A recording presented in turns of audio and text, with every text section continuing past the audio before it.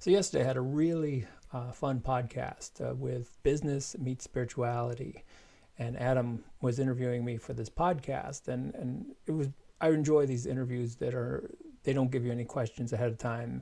You just let it spontaneously take whatever direction it takes. And so we had a lot of fun. It'll come out in about 3 weeks, and I'll do some way of linking it or posting something if you want to check it out. And when I woke up this morning, this is sort of what was percolating on the fringe of my consciousness, so I thought I'd do a video on it.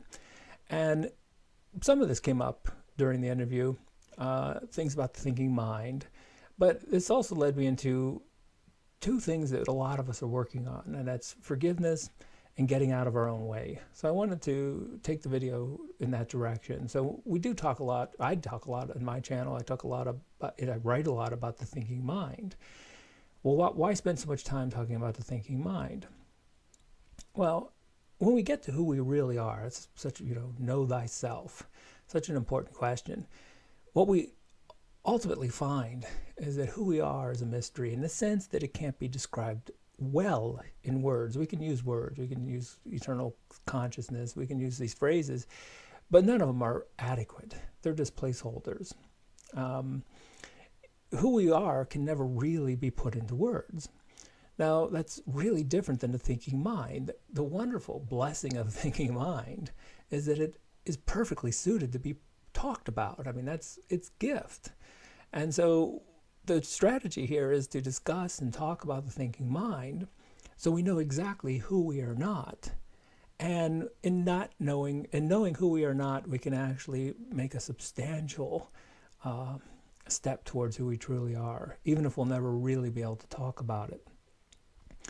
And when it comes to the thinking mind, when you identify with it and you live your days like this is who I really am, well, there's so many problems that come out of this, but at least for this video, I'm going to stick with just two. And this is the problem of forgiveness and the problem of getting out of our own way. Forgiveness is a very interesting thing because you can do your Ph.D. in psychology and even in clinical psychology, and you may not even have a class that even mentions forgiveness. But if you talk to people, and you start opening up, and we're all sort of, we're clinging to something. Something happened in our past and we can't let go. And we'd like to forgive. And we know intellectually that forgiveness is about our own well-being. But it just seems like we're not really sure how to handle it or where to start even. And this is all stemming from the problem of the thinking mind. See, from the thinking mind's perspective, the thinking mind will never forgive. The thinking mind takes names, it exacts revenge. That's the thinking mind's function. The thinking mind is that program in our skulls that evolved maybe 40, 70,000 years ago to ensure our survival. And it's taking names, and it will never forgive. Forgiveness is not in its nature. So there is the issue.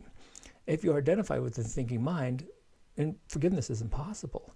You'll go to your grave holding some issue that happened maybe 40 years ago, and you may know people, and it may be even you yourself. Something happened 20 years ago, and you'll find yourself going for a walk, and all of a sudden it just comes, and you're like, why can't I get over this? Why can't I get past it? Well, you can't. Which is to say, you taking the impression, playing the role of the thinking mind, can't do the act of forgiveness because that's not in its nature. The trick here is to see that you're not the thinking mind.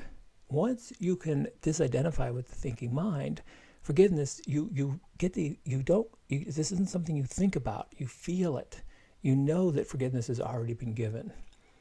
And so the art of forgiveness, the practice of forgiveness is all about disidentifying with the thinking mind. Once that happens, the forgiveness is already there. You've already forgiven people. You've already, and again, people called me on this. They're saying, well, that's not a true Buddha quote. Who knows? No one even wrote anything that the Buddha said down for 500 years. But the way the Buddha put it is that to understand is to forgive, which is to say, not a thinking conceptual understanding, but to grasp and feel the interconnectedness of our true, genuine selves and how it merges into the larger reality of consciousness. And to feel that is to understand everyone's place and everyone's role, and how why ourselves get so easily seduced into the thinking mind. Well, other people do too. And so when we get that, the forgiveness is already there. Now the other issue is getting out of our own way. There's so much self-criticism. People are like, well, I work too much, or I'm lazy, or anything that you kind of been holding on to, and you just wish that you could get out of your own way, and so you could just live life rather than sort of figuring out how, if I could just let it happen. One of the most common questions I get is, how do I just let it go? How do I, how do you become the flow? How do you become the process?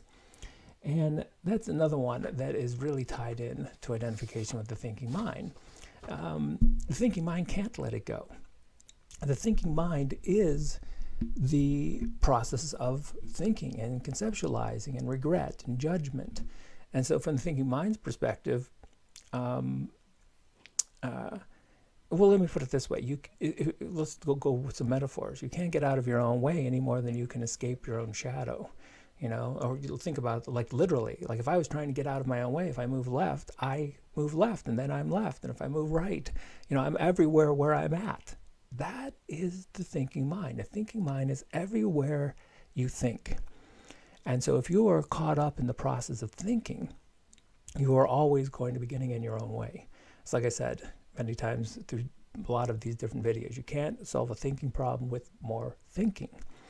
And so the trick here is to recognize that you are not your thinking mind. And people have this experience. They'll say, sometimes it gets so frustrating. And this is where our suffering comes in. Suffering will lead people up to the point that they no longer, I think Tolle put it this way, he said, there's a point that I could no longer stand myself. It's a very interesting experience, because what is it that can't stand itself? Well, what he was getting at is that his true essence was no longer content with this path of suffering. So it disidentified with the thinking mind. When your true nature no longer discovers that the thinking mind no longer serves a purpose. I mean, it's like an amusement ride, and it may be fun for a little bit, and it serves, it can be kind of a wild trip. But when the trip gets old, that's when people wake up and they realize, like, I cannot stand the thinking mind. The thinking mind has brought too much suffering in. And so you, as a thinking mind, never gets out of its own way. The thinking mind is the problem.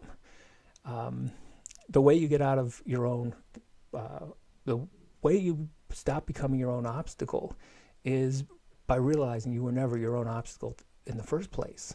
You were never this thinking mind. It was only, I think it was Ram Dass who said, just imagine everyone is God in drag.